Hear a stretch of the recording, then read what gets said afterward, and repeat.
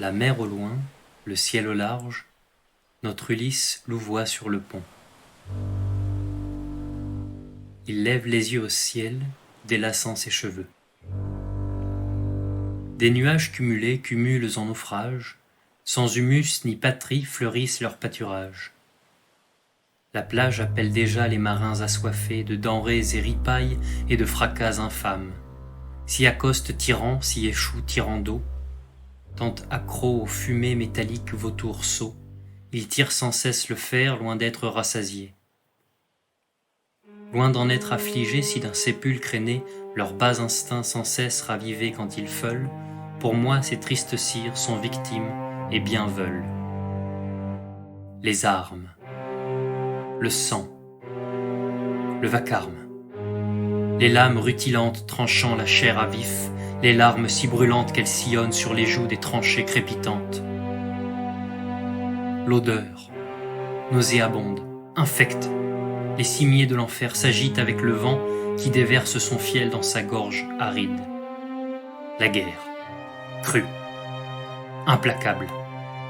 Voilà le lot de ces années passées, pour la gloire et la patrie.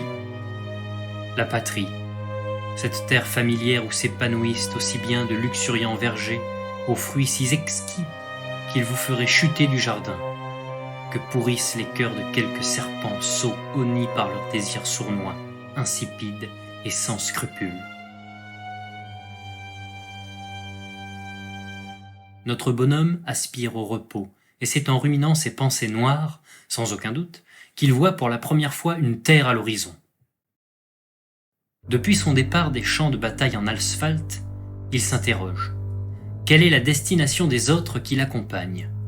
Chacun suit le rythme lent et monotone de la houle en effectuant sa tâche, les yeux baissés, sans remettre en question les ordres du capitaine. « Barre à bâbord !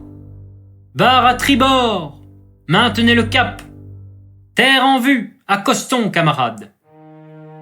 D'aucuns, les pieds dans l'eau, l'œil hagard, né au vent, seraient émerveillés d'un monde se découvrant, ayant à leur offrir des richesses alentours, de nouvelles cultures parées de beaux atours, des mets si raffinés qu'ils vous charment à la vue, des accents si profonds que vous restez émus, des peaux telles des bijoux ou des essences précieuses qui revêtent des cœurs purs et des âmes heureuses. Pourtant, Ismaros, première escale de notre voyageur, devient la proie des flammes et des horreurs humaines.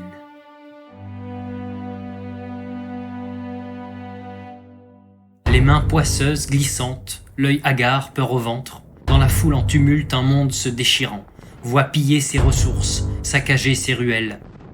Ses atours naguère vifs se consument en brasier, les porcs se jettent infâmes au sein d'auges communes.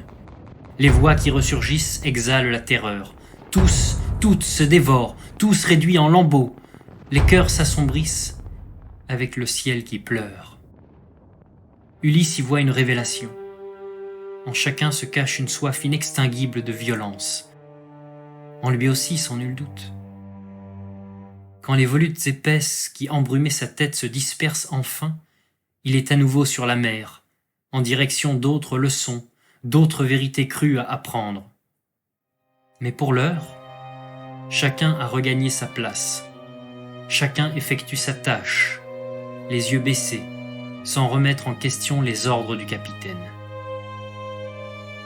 Barre à bâbord ! Barre à tribord !